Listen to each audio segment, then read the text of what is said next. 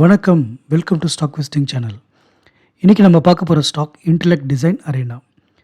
முதல்ல இந்த கம்பெனியுடைய பேசிக்ஸ் பார்ப்போம். அந்த கம்பெனி என்ன செய்கிறாங்க, என்ன தொழில் செய்கிறாங்க, இதை பற்றியெல்லாம் பார்க்கலாம். அதன் பிறகு அவங்களுடைய சில ஃபைனான்ஷியல் மெட்ரிக்ஸ் வச்சுட்டு அவங்களோட ஃபண்டமெண்டல்ஸை அனலைஸ் பண்ணுவோம். பிறகு அவங்களுடைய டெக்னிக்கல்ஸ் எப்படி இருக்குது, கரண்ட்டாக இந்த சிச்சுவேஷன் எப்படி இருக்கும், ஷார்ட் டேர்முக்கு எப்படி இருக்கும், லாங் டேர்முக்கு எப்படி இருக்கும் அப்படிங்கிறதெல்லாம் ஒரு அலசல். அதுதான் இந்த வீடியோ. இன்னொன்று, நம்மளுடைய நேயர் ஒருத்தர் இதை பற்றி பேச சொல்லியிருந்தாங்க. அவங்களுக்காகவும் இந்த வீடியோவை நம்ம பண்ணுறோம். ஓகே, இன்டெலெக்ட் டிசைன் அரேனா இது ஒரு Chennai registered company, Chennai based company. இவங்க ஒரு ஃபின்டெக் கம்பெனி. ஃபின்டெக்னா ஃபைனான்ஷியல் டெக்னாலஜி, அதாவது ஃபைனான்ஷியல் இண்டஸ்ட்ரீஸ்க்கு டெக்னாலஜி ப்ரொவைட் பண்ணுற ஒரு கம்பெனி. இவங்க எந்த மாதிரி இண்டஸ்ட்ரீஸ்க்கு பண்ணுறாங்கன்னா, மேஜராக 3 டொமைனுக்கு பண்ணுறாங்க. ஒன்று பேங்கிங், ரெண்டாவது இன்சூரன்ஸ், மூன்றாவது அதர் ஃபைனான்ஷியல் சர்வீசஸ். ஸோ இந்த 3 டொமைன்ஸ்க்கும் இவங்க டெக்னாலஜி ப்ரொவைட் பண்ணுறாங்க. தே ஆல்சோ ஓன், அவங்கக்கிட்டேயும் சில ஓன் ப்ராடக்ட்ஸ்லாம் இருக்குது. இப்போ இந்த கம்பெனியுடைய பேசிக் மெட்ரிக்ஸ்லாம் போய் பார்க்கலாம். இந்த கம்பெனி கரண்ட்லி 999 கிட்ட ட்ரேட் ஆகிட்டுருக்கு. இதனுடைய புக் வேல்யூ பார்த்திங்கன்னா 164 தான். புக் வேல்யூவை விட பல மடங்கு ஜாஸ்தியாக மார்க்கெட்டில் ட்ரேட் ஆகிட்டுருக்கு. ஓகே, என்ன தான் ப்ரீமியம் ப்ரைஸில் ட்ரேட் ஆனாலும் ஒரு இன்வெஸ்டராக, ஒரு வேல்யூடு இன்வெஸ்டராக பார்க்கும்பொழுது இது ஒரு எக்ஸ்பென்சிவ் ஸ்டாக் தான். சரிங்களா? ஏன் அது ஜாஸ்தியாக இருக்குது, இந்த ப்ரைஸ்க்கு அது ஒர்த்தா, அதெல்லாம் நம்ம அப்புறம் பேசலாம். பட் பை மெட்ரிக்ஸ் இது ஒரு எக்ஸ்பென்சிவ் ஸ்டாக். இதனோட PE ரேஷியோ பார்த்திங்கன்னா, PEனா ப்ரைஸ் டு எர்னிங்ஸ், இதனோட விலைக்கும் அதனுடைய வருமானத்துக்கும் இருக்கின்ற ரேஷியோ, அதுபடி பார்த்திங்கன்னா இது ஒரு 40ல் இருக்குது. 40ங்கிறது ரொம்ப ஜாஸ்தி. பட் அவங்க இண்டஸ்ட்ரியில் அவங்க பியர்ஸோட, இந்த மாதிரி டெக்னாலஜி ப்ரொவைட் பண்ணுற கம்பெனிஸோட கம்பேர் பண்ணும்பொழுது அவங்க ஒரு மிட் ரேஞ்சில் இருக்காங்க. ஏன்னா இதை விட ஜாஸ்தியாக இருக்குது PE ரேஷியோ இருக்கிற 60, 65லாம் இருக்கிற கம்பெனிஸ்லாம் இருக்குது. ஸோ 35 அப்படி இருக்கிற கம்பெனி இருக்குது, 30 இருக்கிற கம்பெனி இருக்குது. ஸோ அதுக்கு மீடியமாக தான் இந்த கம்பெனி இருக்குது. ரொம்ப ஜாஸ்தியும் இல்லை, கம்மியும் இல்லை. பட் ஆனால் இது ஒரு மாடரேட்டான ஒரு PE ரேஷியோ இருக்கிற ஒரு கம்பெனி தான் இந்த இன்டெலெக்ட் கம்பெனி. அதுக்கப்புறம் அவங்களுடைய ஃபேஸ் வேல்யூ பார்த்திங்கன்னா ஒரு ₹5 வந்துருச்சு ஏற்கனவே. அடுத்தது அவங்களுடைய இது பார்க்கலாம், ஏர்னிங்ஸ் அண்ட் ரிட்டர்ன்ஸ் பார்ப்போம்.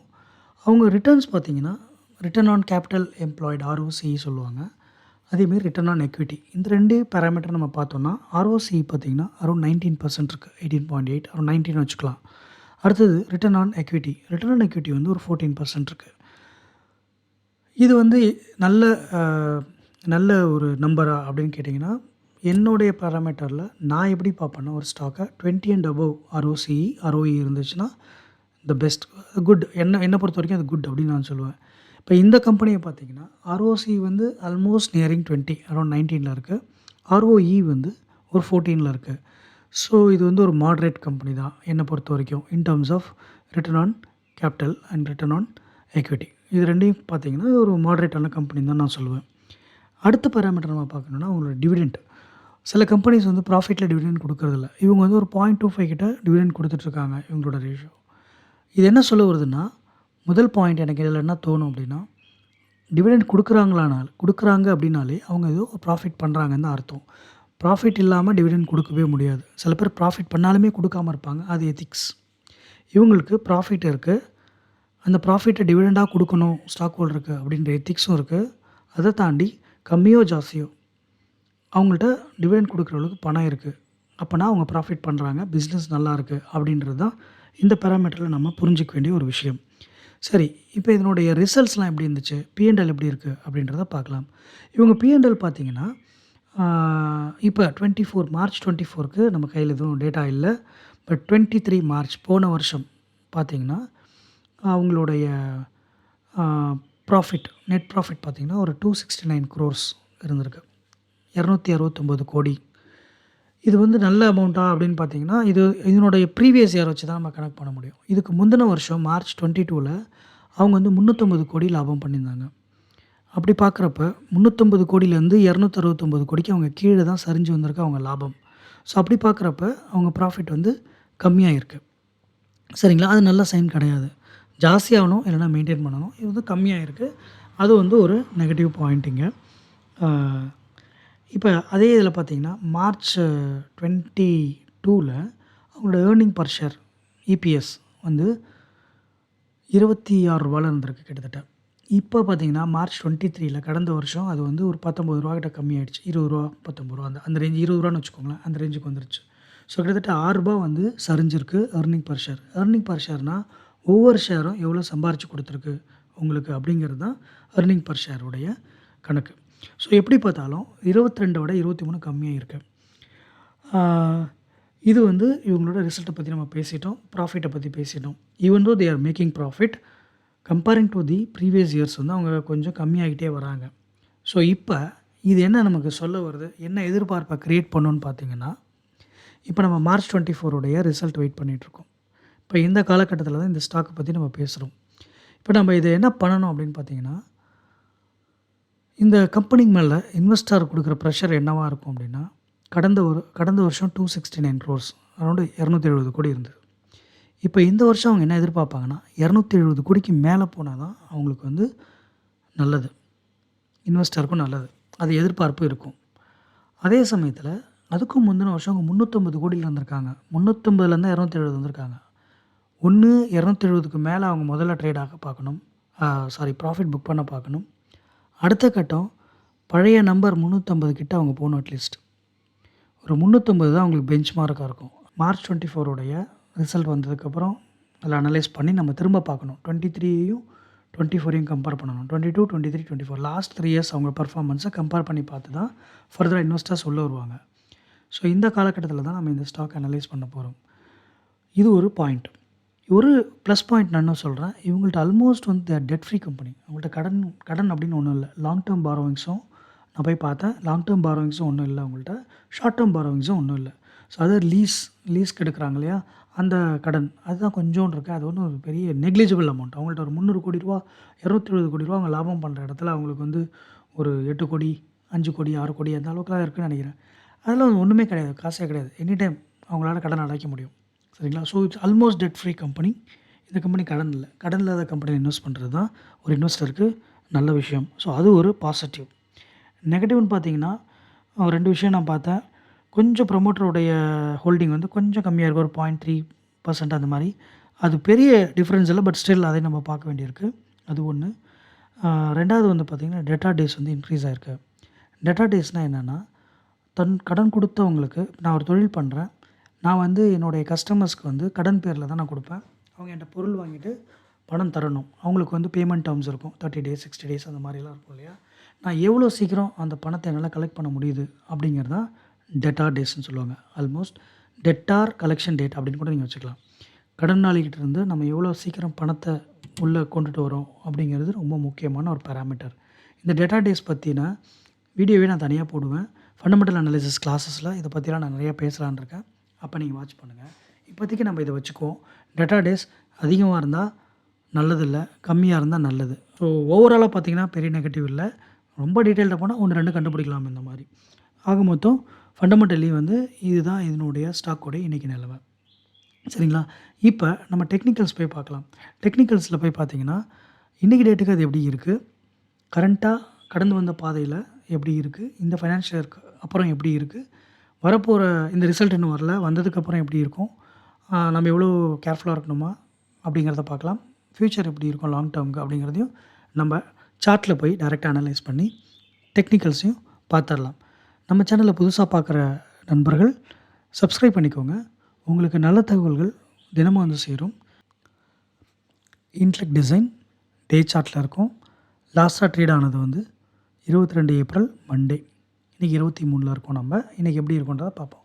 ஸோ இப்போ இந்த ஓவரால் சார்ட் பார்த்திங்கன்னா இது டே சார்ட்டில் தான் இருக்கும். நல்ல ரேலி தான், நல்ல மேலே தான் போயிட்டு இருந்தது. இப்போ திரும்பி கொஞ்சம் இப்படி கீழே வந்திருக்கு. இப்போ நம்ம என்ன செய்யலாம், இப்போ இதனோட கரண்ட் பொசிஷன் எப்படி இருக்குன்றதை நான் சொல்கிறேன். இது ரெக்கமெண்டேஷன்லாம் கிடையாது. நம்ம எப்படி ஃபண்டமெண்டல்ஸ் பார்த்தோமோ அது மாதிரி டெக்னிக்கல்ஸும் நம்ம பார்க்க போகிறோம். இப்படி இருக்குது அவ்வளோதான். இதை போய் நம்ம வாங்க சொல்லலை, விற்க சொல்லலை. ஒரு அனாலிசிஸ் பண்ணுறப்ப என்ன மாதிரி இல்லாமல் திங்க் பண்ணுவோம், நான் எப்படி திங்க் பண்ணுன்றதை உங்களுக்கு நான் ஷேர் பண்ணுறேன். சரி பார்க்கலாம். இப்போ இங்கே பாருங்களேன். இப்போ எனக்கு பார்த்தோன்னே என்ன தோணுது, இது வந்து ஒரு நல்ல ஒரு அப் ட்ரெண்டில் போயிட்டுருக்கு இந்த ஸ்டாக். இந்த ட்ரெண்ட் லைன்லேயே தான் சப்போர்ட் எடுத்து மேலே போயிட்டுருக்கு. சரிங்களா? நீங்கள் நல்லா பார்த்தீங்கன்னா தெரியும். இங்கெல்லாம் சப்போர்ட் எடுத்துக்கிட்டே தான் இருக்குது. இந்த ட்ரெண்டில் தான் இங்கே சப்போர்ட் எடுக்குது. அந்த வகையில் பார்த்தீங்கன்னா, இப்போ சமீபத்தில இந்த இடத்துக்கு வந்தது. அதாவது இந்த 15th ஏப்ரல் லாஸ்ட் வீக். இதுக்கு மேலே போய் நம்ம என்ன சொல்கிறோம், இங்கே வந்து டச் ஆச்சுன்னா மேலே போகுன்ற எதிர்பார்ப்பு. அதே மாதிரி இங்கே மேலே போணுச்சு. ஆனால் வந்து சம் ரீசன் இட் இஸ் அதால இதுக்கு மேலே போக முடியாம கீழே வந்தது. இந்த ட்ரெண்ட் லைனை விட்டு கீழே வந்துருச்சு லாஸ்ட் ஃப்ரைடே. பட் இப்போ நம்ம மண்டேல இருக்கோம். இந்த ட்ரெண்ட் லைன் கீழே தான் இருக்குது. ஸோ இப்போ இது நமக்கு இது என்ன சொல்ல வருதுன்றத நம்ம பார்ப்போம். சரி, இப்போதைக்கு நம்ம வந்து இது ஒரு சீலிங்காக வச்சுக்குவோம். ஒரு ரெசிஸ்டன்ஸாக வச்சுக்குவோம் இப்போதைக்கு. ஓகே. ஸோ இப்போ வந்து இது ட்ரெண்ட் லைனை வச்சுக்குவோம். இதை நான் இப்படி எக்ஸ்டெண்ட் பண்ணி விட்றேன் பாருங்கள். ஸோ இப்போ இதை எக்ஸ்டெண்ட் பண்ணோம்னா இந்த ட்ரையாங்கிள்குள்ளே இது ஒரு முக்கோண வடிவில் இருக்குங்களா? இந்த ட்ரையாங்கிளை வந்து நீங்கள் பார்த்துக்கோங்க. ஸோ நம்ம என்ன சொல்ல வரோம்னா 2 வகை. ஒன்று ஏறுமா இறங்குமா? இதுதான் பெரிய கேள்வி. சரி, முதல்ல ஏறுறத பற்றி பேசுவோம். அடுத்தது இறங்குறத பற்றி பேசுவோம். ஏறுச்சுன்னா இந்த லைனுக்கு மேலே வரணும் ஃபஸ்ட்டு. இந்த லைனுக்கு மேலே வந்து சப்போர்ட் எடுத்துச்சுன்னா இப்போதைக்கு ஒரு ஷார்ட் டேர்மாக இங்கே பாருங்கள்.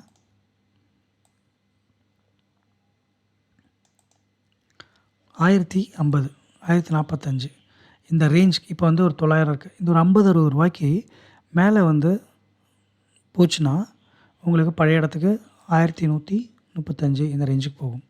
அப்படி இல்லைன்ற பட்சத்தில் இது வந்து கீழே இறங்குறதுக்கு வாய்ப்பு இருக்குது. சரி, கீழே இறங்கும் அப்படின்னா நம்ம எதை பேஸ் பண்ணி நம்ம இது கீழே இறங்கும் அப்படின்னு நம்ம சொல்லணும் இல்லைங்களா? ரீசன் சொல்லணும். ஒரு சார்ட்டை பார்த்துட்டு இந்த லைனு கீழே இருக்குது அதனால் இது கீழே வரும் அப்படின்னு சொல்ல முடியாது. நாளைக்கே ரிவர்ஸ் ஆகி மேலே போகலாம். இல்லை இது உள்ளே இருக்குது. இப்போ இங்கே பாருங்கள், எக்ஸாம்பிள் எடுத்துக்கோங்க. இதுக்கு உள்ளே இருக்குது, இது மேலே போயிடுச்சுனால இது வரைக்கும் போகுமா? அப்படி கிடையாது இல்லையா? ரீசன் இருக்கும். கீழே இறங்கினாலும் ரீசன், மேலே ஏறினாலும் ரீசன். சரி, இப்போ நம்ம இதை கொஞ்சம் ஜூம் பண்ணி பார்ப்போம். இப்போ இங்கே பாருங்கள், ஒரு ஸ்பெண்டில் மாதிரி போட்டுச்சு வெள்ளிக்கிழமை க்ரீனில். பட் இன்றைக்கி வந்து ரெட்டில் தான் விழுந்திருக்கு மண்டே. ஸோ டியூஸ்டே எப்படி இருக்கும் அப்படிங்கிறத நம்ம பார்க்கலாம். வரப்போகிற காலங்கள் எப்படி இருக்குன்னு பார்க்கலாம். ஒரு இன்வெஸ்டராக இந்த இடத்துல என்ன யோசிக்கணும்னு பார்க்கலாம். ஒரு 3 டைப் ஆஃப் நம்ம பிரிச்சுக்கலாம். 3 டைப்னா என்னென்னா, மொதல் டைப் வந்து ஏற்கனவே இந்த ஸ்டாக்கில் இன்வெஸ்ட் பண்ணியிருக்காங்க. இந்த லோ லெவலில் வாங்கியிருப்பாங்க. லாங் டேர்ம் இன்வெஸ்டராக இருப்பாங்க. இல்லை இதுக்குள்ளேயே இங்கே கூட இந்த ரேலியை பார்த்துட்டு இங்கே வாங்கியிருந்துருக்கலாம். அந்த மாதிரி இருக்கவங்க, அதாவது existing stakeholder, stockholder அவங்க. 2வது கேட்டகரி வந்து புதுசாக இந்த ஸ்டாக்கை நான் வாங்கணும் அப்படின்னு நினைக்கிறவங்க. அதாவது ஏற்கனவே இதை நான் வாட்ச் பண்ணிகிட்ருக்கேன், நல்லா மேலே ஏறிக்கிட்டே இருக்குது, என்றைக்காவது ஒரு நல்ல ப்ரைஸ் வந்தால் இந்த ஸ்டாக்கில் நம்ம என்ட்ரு ஆகலாம் அப்படின்னு நினைக்கிறவங்க 2வது கேட்டகரி. சரிங்களா? 3வது கேட்டகரி என்னென்னா, எது எப்படி இருந்தாலும் எனக்கு கவலை இல்லை, இன்றைக்கி டேட் இது எப்படி இருக்குது, ஒரு ஒரு ஒரு ஸ்பெக்குலேட்டர் மாதிரி, அதாவது ஒரு ஸ்கேல்பிங் பண்ணுற மாதிரி ஒரு ஸ்விங் ட்ரேட் சக்குன்னு உள்ளே போனோம், ஒரு 1 வீக்லேயே ஒரு 10 டேஸ்லேயே ஓடவர் ப்ராஃபிட்டை 3%, 4%, 5% நான் வெளில வந்துடணும், இந்த மாதிரி நினைக்கிற ஒரு கேட்டகரியும் இருக்குது. இன்வெஸ்டரை தாண்டி ட்ரேட் பண்ணுறதுக்கும் வாய்ப்பு இருக்கு இல்லையா? அவங்களும் இருக்கிறாங்க. இந்த 3 பேரும் இதை எப்படி அணுகணும் அப்படிங்கிறது தான் நான் சொல்ல போகிறேன். சரி, இப்போ லாங் டேர்ம் இன்வெஸ்டர் என்ன செய்யணும் அப்படிங்கிறத பார்க்குறதுக்கு முன்னாடி ஷார்ட் டேர்ம் இன்வெஸ்டரை பற்றி பார்த்துருவோம். ஏன்னா லாங் டேர்முக்கு நிறைய பேச வேண்டியிருக்கு. இப்போ இந்த ஷார்ட் டேர்ம் பார்த்திங்கன்னா டெக்னிக்கல்ஸ் வந்து ரொம்ப முக்கியம் உங்களுக்கு. லாங் டேர்ம் வந்து போட்டுட்டு சும்மா இருக்கலாம், கம்பெனி ஸ்ட்ராங்காக இருக்குது, ஃபண்டமெண்டல் ஸ்ட்ராங்காக இருந்தால் அது மானும் வளரட்டுன்னு விட்டுறலாம். பட் ஷார்ட் டேர்மில் இருக்கவங்க ரொம்ப கேர்ஃபுல்லாக இதை டீல் பண்ணணும். எப்படி டீல் பண்ணணும்னா, ஈவன் தோ இது வந்து இந்த ட்ரெண்ட் லைனில் இருந்தாலும் சப்போர்ட் எடுத்து மேலே போகுமா போகாதான்றதுக்கு பதிலாக நிறைய இண்டிகேட்டர்ஸ் வச்சு நம்ம செக் பண்ணிக்கலாம். நான் சில இண்டிகேட்டர்ஸ்லாம் செக் பண்ணேன். RSI செக் பண்ணியிருக்கேன். அது RSIனா ரிலேட்டிவ் ஸ்ட்ரென்த் இண்டெக்ஸ். அதுவும் பார்த்திங்கன்னா பிலோ 50 தான் இருக்குது. பட் ஆனாலும் ஒரு கிராஸ் ஓவர் நான் எக்ஸ்பெக்ட் பண்ணுறேன். அது நடக்கலை. நடந்தால் தான் இது அப் ட்ரெண்டுக்கு மாறும். வேணால் நம்ம பார்த்துடலாமா இங்கேயே? சரி, RSI பார்ப்போம். ஓகே. ஸோ இப்போ RSI பார்த்திங்கன்னா இது வந்து 50, இது 70, இது 30 இந்த ரேஞ்சுக்குள்ளே இருக்குது. இந்த மிட் ரேஞ்ச் வச்சுக்கோங்க. இப்போ இந்த மிட் ரேஞ்சு கீழே வந்துச்சு 40 இந்த ரேஞ்சில் தான் இருக்குது இப்போ. பட் இது என்னென்னா, இந்த 2 லைனும் கிராஸ் ஓவர் நடக்கணும். கிராஸ் ஓவர்னால் இங்கே பாருங்கள், இந்த மாதிரி 2ம் சந்திக்கணும். இந்த மாதிரி 2 கிராஸ் ஓவர் வந்து இதுக்கு மேலே போகணும், இது கீழே வரணும். இப்படி வந்தால் தான் மேலே போகும், மார்க்கெட் மேலே போகும். சரிங்களா? இப்போ இங்கே பாருங்கள், இந்த எல்லோ லைன் மேலே இருக்குது, பர்பிள் லைன் கீழே இருக்குது. இந்த எல்லோ லைன் கீழே வந்து இந்த பர்பிள் லைன் அப்படியே ரிவர்ஸ் ஆகி மேலே அப்படி போனால் தான் இது 2 கிராஸ் ஓவர் ஆகி மேலே போகணும். அப்படி மேலே போகும் பட்சத்தில் தான் ட்ரெண்டு வந்து ஸ்டார்ட் ஆகுதுன்னு அர்த்தம். அது வரைக்குமே இது வந்து ஒரு நெகட்டிவ் ட்ரெண்டில் தான் இருக்குது. சரிங்களா? இப்போதைக்கு நாம் வந்து இந்த இடத்துல பை பண்ணணும்னு நினச்சா, நான் இந்த இடத்துல இருந்தால் கொஞ்சம் யோசிப்பேன், பை பண்ண மாட்டேன். ஏன்னா என்னோடய இண்டிகேட்டர் வந்து இன்னும் அதுக்கான சிக்னல் கொடுக்கல. இன்னும் கொஞ்சம் இது கீழே இப்படி போய் கூட ட்ரெண்ட் மாறலாம். அதாவது என்ன சொல்ல வரோம்னா, இந்த ரேஞ்ச் பார்த்துக்கோங்க. இந்த இடம் இருக்கு இல்லையா? 900 ரேஞ்ச் கிட்டத்தட்ட இங்கே. எஸ். இந்த 900 ரேஞ்சுக்கு கீழே வர்றதுக்கு வாய்ப்புகள் நிறைய இருக்குது. கம்பேர் பண்ணி பார்க்குறப்ப. ஏன்னா கொஞ்சம் நாள் எடுக்கும். நாள் எடுக்கும் பட்சத்தில் எங்கே ட்ரேட் ஆகும்? ஒன்று இந்த ஃப்ளாட்டில் ட்ரேட் ஆகணும். இல்லை இது ஒட்டியே ட்ரேட் ஆகணும். இல்லைன்னா இது கீழே தான் வரணும். ஆனால் மண்டே முடிஞ்ச கேண்டில் படி பார்த்தீங்கன்னா ரெட்டில் விழுந்திருக்கிறதுனால இது கீழே வர்றதுக்கான வாய்ப்புகள் நிறைய இருக்குது. சரிங்களா? ஒரு ஷார்ட் டேர்ம் இன்வெஸ்டர் என்ன பண்ணணும்னா, இங்கே ஒரு ட்ரேடிங்னா ஷார்ட் செல்லிங் பண்ணலாம். பட் ட்ரேடிங்கில் பண்ண முடியுமான்னு தெரியல. பட் ஆனால் நீங்கள் வாங்கணும்னு நினச்சிங்கன்னா கொஞ்சம் வெயிட் பண்ணலாம். கீழே இங்கே வந்துச்சுன்னா வாங்குங்க. இல்லைனா இதை ஒட்டி வாங்குங்க. பட் ரிஸ்க் இருக்குது. ஸ்டாப் லாஸ் வைக்கணும். சரிங்களா? ஏன்னா இது கீழே தான் வந்துட்டுருக்கு. என்னை பொறுத்த வரைக்கும் அப் ட்ரெண்ட் இன்னும் ஆரம்பிக்கல. சரி, இது 2, 3 அதர் இண்டிகேட்டர்ஸ்லையும் நான் செக் பண்ணிட்டேன் ஏற்கனவே. உங்களுக்காக நான் காட்டுறேன்.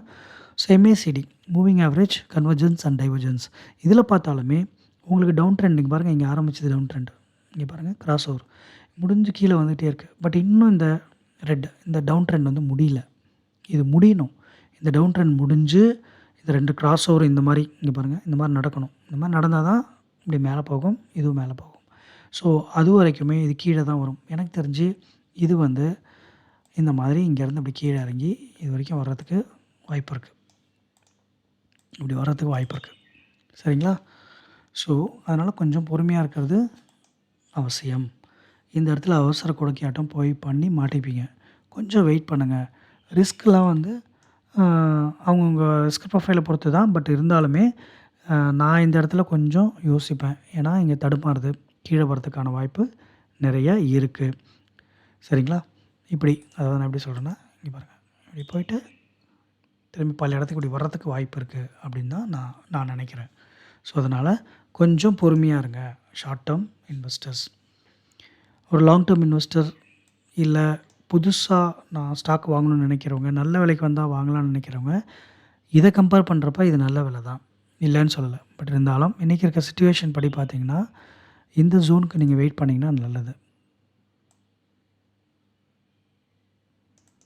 890 to 990 இந்த ₹100 டிஃப்ரென்ஸ் 10%க்குள்ளே கீழே வந்துச்சு அப்படின்னு சொன்னால் உங்களுக்கு சாதகமாக இருக்கும், நல்ல ப்ரைஸ் கிடைக்கும். அப்படி இல்லைனா இந்த இடத்துல தடுமாறும்.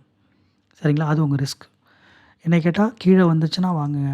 இல்லைன்னா திரும்பி ஒரு சிக்னல், அதாவது க்ரீன் கேண்டில் ஏதாவது சிக்னல் கிடச்சி ஒரு கன்ஃபர்மேஷன் இந்த சேனலுக்குள்ளே இந்த ட்ரெண்ட் லைனுக்கு மேலே ட்ரேட் ஆகும் பட்சத்தில் இந்த இடத்துல எங்கேயாவது நீங்கள் ட்ரை பண்ணலாம். எங்கே இந்த மாதிரி வெளியில் வந்துச்சுன்னா உள்ளே இங்கே ட்ரை பண்ணலாம் இந்த ஜோனில். பட் ஆனால் என்னை பொறுத்த வரைக்கும் இந்த ட்ரையாங்கிள்குள்ளே எங்கே வந்தாலும் வாங்கலாம் தான், இல்லைன்னு சொல்லலை. உங்களுக்கு ப்ராஃபிட் லெவலான கம்மியாக இருக்கும். கீழே விட்டு நல்லா விட்டு வாங்கினீங்கன்னா உங்களுக்கு மேலே போகிறப்ப ப்ராஃபிட்டும் நல்லா இருக்கும். இதுதான் டெக்னிக்கல்ஸில் சொல்லுது. நம்ம ஃபண்டமெண்டலாக எதுவும் பேசலை. இப்போ ஃபண்டமெண்டலாக ஏற்கனவே பார்த்துட்டோம். சார்ட் இதான் எனக்கு சொல்லுது. உங்களுக்கு ஏதாவது தோணுச்சுன்னா நீங்கள் கமெண்ட் பண்ணுங்கள், நான் உங்களுக்கு ரிப்ளை பண்ணுறேன். ஸோ இது ஒரு பையிங் ஜோனுக்காக நம்ம இதை எதிர்பார்க்கலாம். இது கீழே வரும் அப்படின்னு எதிர்பார்க்குறேன் நான். இதுக்குள்ளே வந்துச்சுன்னா டெஃபினட்டாக ஒரு ஷார்ட் டேர்முக்கு பண்ணிவிட்டு மேலே போகிறப்ப விற்கலாம். ஒரு லாங் டேர்ம் இன்வெஸ்டர், 3வது கேட்டகரிஸ் லாங் டேர்ம் இன்வெஸ்டர் போடுவோம். இந்த லாங் டேர்ம் இன்வெஸ்டர்ஸ்க்கு எதை பற்றியும் கவலை இல்லை. எப்பப்போலாம் கீழே இறங்குதோ அப்போல்லாம் வாங்கலாம். இங்கே வாங்கலாம், இங்கே வாங்கலாம், இங்கே வாங்கலாம், இங்கேயும் வாங்கியிருக்கலாம். இது கீழே இங்கே வந்தாலும் இங்கேயும் வாங்கலாம். அவங்களுடைய பணம் எவ்வளோ வச்சுருக்காங்க, அவங்களுடைய நீடை பொறுத்து, அவங்களுடைய தொகை கையிருப்பை பொறுத்து அவங்க இன்வெஸ்ட் பண்ணலாம். பட் கண்டினியூஸ் இன்வெஸ்ட்மெண்ட் தான் பண்ணுவாங்க இன்வெஸ்டர்ஸ். இது ஒரு நல்ல ஜோன் ஃபார் இன்வெஸ்டிங். சரிங்களா? டார்கெட் பார்த்தீங்கன்னா உங்களுக்கு இமீடியட்டாக ஒரு 10% டார்கெட் இங்கே இருக்குது. ஒரு 900 வாங்கினீங்கன்னா ஒரு 1000 வாங்கினாலுமே உங்களுக்கு கிட்டத்தட்ட 1100க்கு ஈஸியாக போகிறதுக்கு வாய்ப்பு இருக்குது. நம்ம சொன்ன மாதிரி இந்த இடத்துல 950னா உங்களுக்கு 1050, இந்த ₹100 உங்களுக்கு 10% ஈஸியாக உங்களுக்கு கிடைக்கும். அதிகபட்சம் உங்களுக்கு கீழே இருந்து நீங்கள் பார்த்தீங்கன்னா உங்களுக்கு 25% உங்களுக்கு இந்த ரேஞ்சுக்குள்ளே வரும். நம்ம சொன்ன மாதிரி இந்த லெவலுக்குள்ள நீங்கள் வாங்கினீங்கன்னா உங்களுக்கு 10லேருந்து 12%.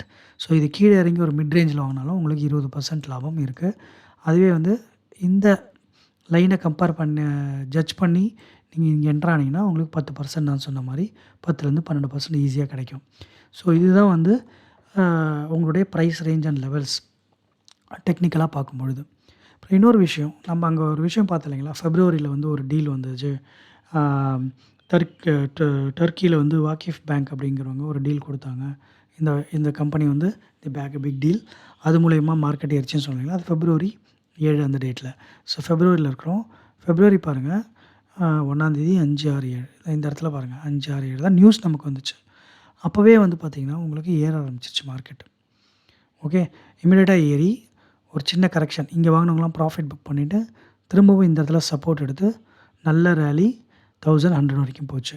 ஃபெப்ரவரியில் அது கிட்டத்தட்ட 900லேருந்து 1180 அந்த மாதிரி போச்சு. ஒரு நல்ல ரேலி ஒரு 20% கிட்ட ஏறிச்சு. திரும்பவும் கரெக்ஷன். இதுதான் சீலிங் இதுக்கு. இதை தாண்டி இதால் போக முடியாது. திரும்ப கீழே வந்துருச்சு. இந்த ட்ரெண்ட் லைனுக்கு வந்திருக்கு. இதுலேருந்து மேலே போகலாம், இல்லை கீழே வரலாம். எனக்கு தெரிஞ்சு கீழே வர்றதுக்கு வாய்ப்பு இருக்குது. அப்படியே மேலே போனாலும் இந்த லெவலில் வந்து இந்த லைனில் எப்பயுமே இங்கே வாங்குறோம் இல்லையா, அங்கே வாங்கலாம். Long term investor. Short term investor இங்கே வாங்கினீங்கன்னா உடனே இமிடியேட்டாக வந்து ரிஸ்க் எடுக்கணும். திரும்ப கீழே வந்துருச்சுன்னா ஸ்டாப் லாஸ் ஹிட் ஆயிரும். கொஞ்சம் வெயிட் பண்ணி இந்த ஜோனுக்கு வந்துச்சுன்னா ஒரு ஸ்விங் ட்ரேட் பண்ணால் உங்களுக்கு நல்ல லாபம் கிடைக்க வாய்ப்பு இருக்குது. இது ரெக்கமெண்டேஷன் கிடையாது. இப்படி தான் நான் இந்த ஸ்டாக்கை அணுகிறேன். உங்களுடைய தாட்ஸ் என்னன்றதை நீங்கள் கமெண்ட்டில் பண்ணுங்கள். சரிங்களா? இந்த டெக்னிக்கல்ஸில் இதுக்கு மேலே பார்க்குறதுக்கு பெருசாக ஒன்றும் இல்லை. இதுதான் என்னுடைய பார்வை. உங்களுக்கு இந்த கண்டென்ட் பிடிச்சிருக்குன்னு நான் நம்புகிறேன். பிடிச்சிருந்தா லைக் பண்ணுங்கள்.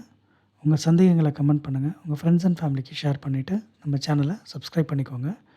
மீண்டும் இன்னொரு கண்டென்ட்டோடு உங்களை நான் சந்திக்கிறேன். வணக்கம்.